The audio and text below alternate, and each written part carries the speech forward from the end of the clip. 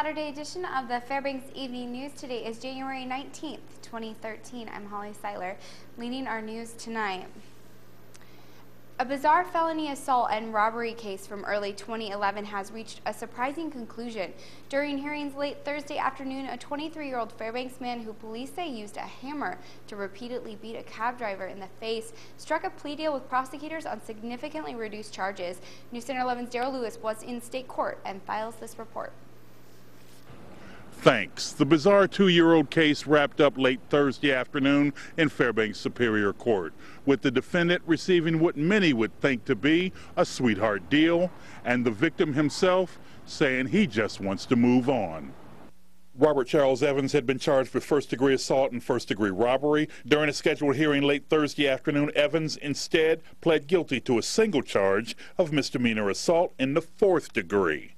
Evans had faced a possible 20 years in prison on the initial charges, but as part of the plea deal, Evans will serve just 1 year in jail. Fairbanks Assistant District Attorney Joe Dallaire explained why Evans and the state reached such a conclusion in the case. The motion that Mr. Evans filed in this case regarding Miranda violations. After reviewing the motion, the state felt that it was certainly possible that most, if not all, of the confession of the defendant might be determined to be inadmissible at trial under Miranda. So that's first. Second is that there may or may not have been some 404 evidence that would be admitted against the victim in this case. If that had been admitted, the state had very, very strong concerns about the likelihood of conviction, about the jury appeal in this case, and about putting the victim through another victimization by making him testify and defend himself against these 404 allegations. Now, police say back in January 2011, Evans, while sitting in the front seat of a taxi, asked for a ride to the McGrath Road area and later propositioned the driver, identified as John Michael Stevens, for sex. Court documents say that shortly thereafter, Evans assaulted Stevens, threatened to kill him if he screamed, and then is said to have asked for Stevens' wallet. Stevens at the time told police there was only $29 in the wallet, and Evans became upset at how little money was there. Police say Evans again threatened to kill Stevens if Stevens did not give him more money, and also tried to get Stevens to break into neighboring apartments to get more cash. That's according to charging documents. Given time to speak Thursday, Stevens says despite the plea deal, he just wants to get on with his life. While I strongly support the sentencing that is, and the negotiation that we have, I need to be at peace with my maker as well, and so I'd just like to say that I have forgiveness in my heart.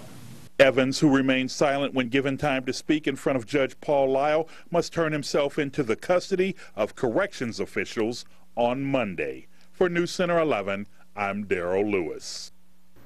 The farmhand of a large-scale Fairbanks marijuana grow was sentenced early Friday morning to serve 5 years in federal prison.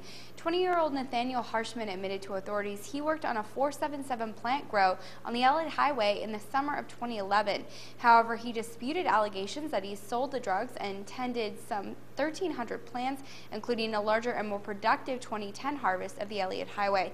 Addressing the court for approximately 40 minutes, Harshman says such allegations are false and based on the word of a government informant.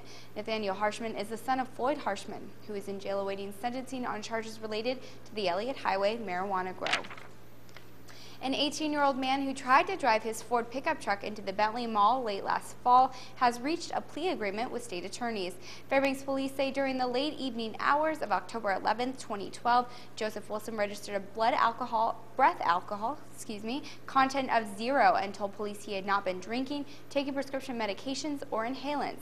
Wilson, who had been charged with 2 counts of felony assault, criminal mischief, and driving under the influence on Thursday, pled guilty to a single count of third-degree assault. Wilson will serve 1 month in jail as part of the plea deal. A criminal complaint says Wilson told police he had smoked marijuana before he got to the mall, but had not taken the dried mushrooms that were in his vehicle.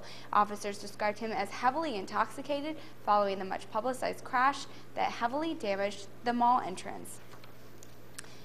The FBI says it is very interested in finding the person who made a crank call reporting that there was a possible hijacker on board a plane. Special Agent Tom Simon in Honolulu said Friday shortly before noon that no one was in custody and no arrests had been made. But he said the FBI is absolutely wants to know who made the call. The call resulted in military jets being scrambled Thursday night to escort an Alaska Airlines flight from Kona, Hawaii into Seattle. Once there, authorities took a passenger off the plane for questioning.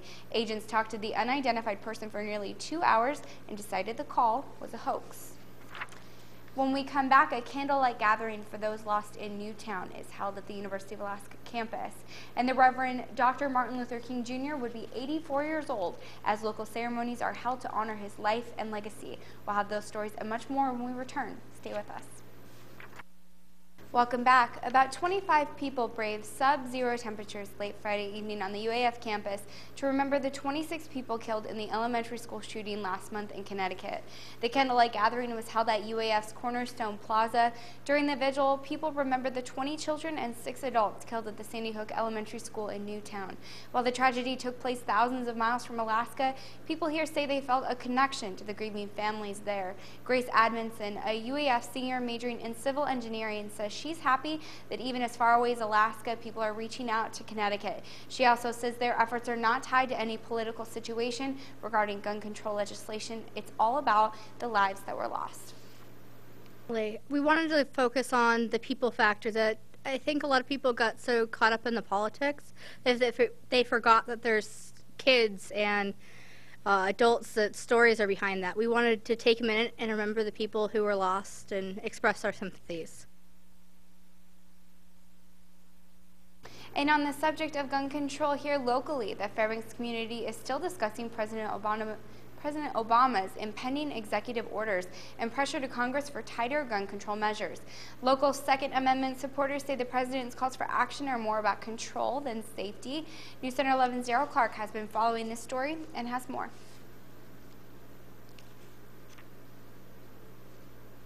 No doubt video images of the Aurora, Colorado movie theater shooting or the recent tragedy at Sandy Hook Elementary in Newtown, Connecticut create shocking and emotional responses from those who view them.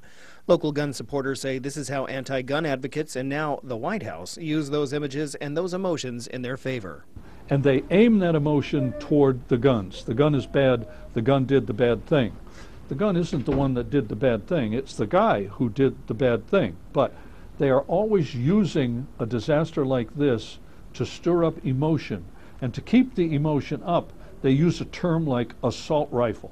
And they try to make that assault rifle evil. There's nothing evil about an assault rifle. Firearm enthusiast and Second Amendment advocate Michael Dukes agrees. Assault weapons make up less than 0.5% of all the firearms crimes that are perpetrated out there. Less than 0.5%, yet that's what you focus on. That blows the whole argument right there. It's really not about keeping people safe then. Really, it's about controlling what people have. Duke says he is pleased that out of the 23 orders issued, none were direct action orders, such as immediate weapons bans or absolute restrictions. He also believes the suggested legislation to Congress for assault weapons bans and per-round magazine limits will go nowhere.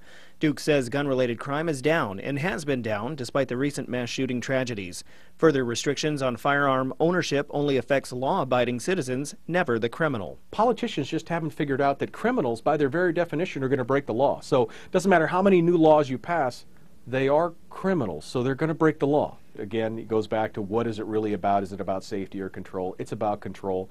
And I think a lot of the blue dog Democrats and the pro-gun Democrats, and even those who may be on the fence on the Republican and Democratic side, are feeling the heat from their constituency. There is no real interest of that in the legislature. But that doesn't mean that we shouldn't stay vigilant. In addition to the inauguration of President Barack Obama, state and federal offices will be also closed Monday in honor of the Reverend Dr. Martin Luther King Jr., the Nobel Peace Prize-winning civil rights leader who was assassinated April 4th, 1968 in Memphis, Tennessee, would have turned 84 years on January 15th. Monday will mark the 28th federal observance of King's birthday. The slain civil rights leader is the only Black American whose birthday is a national holiday.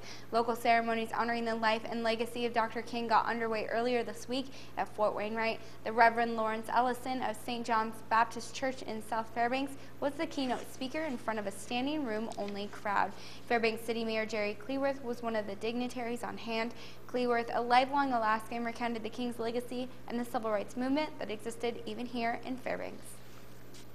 I mean, I remember as a boy watching it on TV and kind of wondering what it's all about. That's how naive I was, because we didn't see it quite as much here. But, oh man, it had an impact. And today, listening to Dr. Ellison, the speech, he's just a great orator. Extremely good message, and then to be followed up by General Garrett, I just found it very moving. You know, our country, the last, I think many people thought unbreakable glass ceiling, you know, was broken in our last election. And so a country that gains its strength from the diversity, you know, of its people, I think it's important that we go back and we recognize people like Dr. Martin Luther King and what he did early on to help us see ourselves. Lots going on in local sports this weekend. Hockey, basketball on the high school and college level. Our own Dara Lewis is anxiously waiting in the wings with your sports report. Mr. Lewis will be back in just a moment. Stay tuned.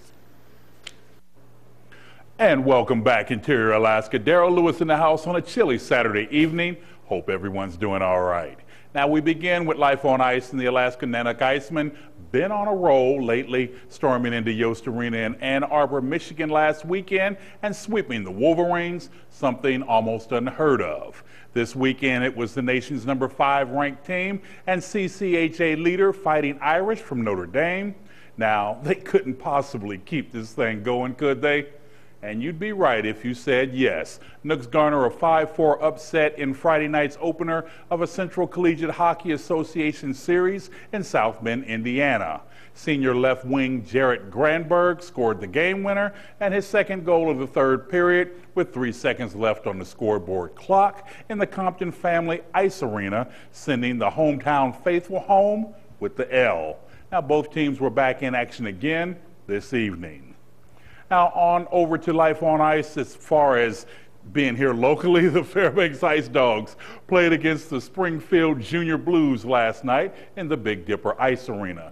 The game was neck and neck for the first 2 periods. After the Dogs scored, Springfield would put one in shortly thereafter, keeping it tied at 3-3, that is, until third period, when the Blues would double their score while the Ice Dogs just couldn't keep up, the final score being 6-3. Springfield and the Dogs will go at it again. Puck dropped at 7 o'clock this evening. High school hoops and the big man has been all about town, taking in games, boys and girls. And there have been some real good ones. Friday night, 24 points from Mimi Wood helped the Hutchinson Hawks hold off visiting Valdez 52-50. The West Valley girls holding off visiting Sitka as well. Final score 39-32. Fellas getting their groove on also. And as even in 1A and 2A action is just as heated, let's head on over to F.E. Cochrane Charter School. Warriors taking on the Tok Wolverines. Small gymnasium, but it's basketball just the same. Fellas up first, and the Warriors were actually leading this game late. But as in any sport, when you take your foot off the gas pedal, play not to lose, bad things happen. Couple that with some crucial missed free throws down the stretch, and the doors left open for the visiting Wolverines. And in walks Tok Jr. Allen Brooks. Down 72-69, less than 15 seconds left, Brooks nails a 3 to tie the game. And after a FE turnover and a foul, knocks down 2 free throws. Tok wins in the comeback. 74-72 is your final. And just in case you didn't think this means a lot, yeah, head coach Richard Hamilton, yeah, my man, celebrating right along with the youngsters. He also says winning feels oh so good. Because it's the way the basketball goes. I mean, I'm telling you, it's wonderful how we worked so hard to get here, And we've had some ups and downs, but the boys pulled together at the end there, and they just did a wonderful job. And you were just as happy as the fellas. Oh, yeah, I am. I'm proud of those boys like nobody's business. I mean, they've worked since October to have this, and I'm so proud of them. I was very scared when I shot that. I was hoping I made it, but it went in for me. It was a very good shot. And the Warrior ladies dealt the same fate earlier in the evening. I'm dating myself because their coach, Sarah, states, I coached her in high school. Love the fact she's giving back. As for the game itself, Effie led for much of the game, but Toke not going away. So much so they come back, get the win, but barely. Final score, Toke 32, Effie 30. And that's all I've got for your sports this night on News Center 11. Glad you could roll with me for a spell. On Monday, the young man Joe Cook will have Nanook hockey, men's and women's basketball, Nanook men taking on the Sea Pups from UAA, as well as a wrap of all your high school hoop and hockey action. As for now, for me, it's a wrap, but don't go anywhere because Holly's back with the rest of your weekend and early work week weather forecast. She's next. We'll see ya. Well, I tell you what. It rained earlier this week, and last night it was about 35 below. Right, and then it's supposed to snow this weekend. So we're just getting the blanket. Everybody still needs to drive safe. It's been crazy, yeah, because exactly. It's crazy out there. It is. It's really crazy, but we're going to get more into that right now. Here's our Fairbanks Almanac for this day in history. It shows a normal high for January 19th. At 0 degrees, and our normal low is around 18 below. The record high was set in 1981 at 42 degrees, and the record low, proving things could always be worse, was set in 1906 at 64 below. The sun rose this morning at 10:16 a.m. and will set a short time after at 3:51 p.m. It gave us a whopping 5 hours and 35 minutes of daylight, a 6-minute gain since yesterday. Here is weather around the state today. Fort Yukon is in an active wind advisory with clear skies. Barrow is partly cloudy. It's overcast and breezy in Nome. Fairbanks is also seeing an active wind advisory today with highs in the single digits. Healy is partly cloudy with snow showers. There's a chance of snow showers in Juneau with overcast skies. Ketchikan is seeing overcast skies as well with a chance of snow and rain. It's mostly cloudy in Bethel with snow showers and up to 40-mile-per-hour wind. They are also seeing an active blizzard warning to top it all off. Anchorage, Kodiak, Homer, and Valdez are all experiencing overcast skies and snow showers. Kodiak might also get some rain. Now on to the lower 48. Seattle is overcast today with some light winds, highs in the low 30s. Las Vegas is looking nice today with clear skies and a high of 60 degrees, which is sort of a coincidence. I have a very good friend, Miss Lydia Anderson, who is spending her 60th birthday in Las Vegas by going skydiving tomorrow. So happy birthday and good luck to her. The conditions look pretty perfect for it. Denver is partly cloudy today with highs in the mid-50s. Dallas is partly cloudy with highs in the high 60s. They don't call it the Windy City for nothing. Chicago is in an active wind advisory today with partly cloudy skies, snow showers, and highs in the high 40s. Miami is partly cloudy with a chance of rain, highs in the high 70s, and New York is partly cloudy today with up to 15-mile-per-hour wind, highs in the low 50s. Back in Alaska, tomorrow's forecast for up north is a chance of snow in Fort Yukon and Nome. Barrow will see partly cloudy skies. Fairbanks will continue its active wind advisory with overcast skies and snow showers. Healy will see the same. Juneau and Ketchikan are expected to see overcast skies tomorrow. Ketchikan will see fog, while Juneau will get some snow and rain. Southwest Alaska is overcast as well. That is Bethel, Kodiak, and Cold Bay. Bethel will also see a continued blizzard warning with up to 25-mile-per-hour wind and blowing snow. Anchorage and Homer are calling for mostly cloudy skies and a chance of snow tomorrow. Valdez will see overcast skies with snow. And the snow will be absent tonight, but we do warm up a bit. 2 degrees below zero is our overnight low tonight, which is much better than what we've been experiencing. And it will just keep warming up into tomorrow when the snow returns, but the roads are still super icy, so like me and Daryl said, just continue to drive safe and take your time to get where you need to go. This is our forecast for the upcoming work week. MLK Junior Day, brings a high of 14 degrees and continued snow, but it will slowly continue to slip down to 0 degrees throughout the week, and our overnight low will sit around 8 degrees below zero. Until I see you back here next Saturday. It's going to be pretty steady. It's just, it always fluctuates. I don't think we can count on anything as far as weather goes. Most definitely. But make sure, before we go, make sure to download the new KTVF mobile app for your iPhone, iPad, I'm so old school, and Android smartphone. Get up-to-date local news, sports, weather, and more wherever you go. That's going to wrap up this edition of the Fbx Evening News. We're really glad you could join us. And also, come on back here bright and early Monday morning for that other Lewis, JR. He'll have the Fbx Morning News and also your morning updates. From all of us here at the News Center, have a great night.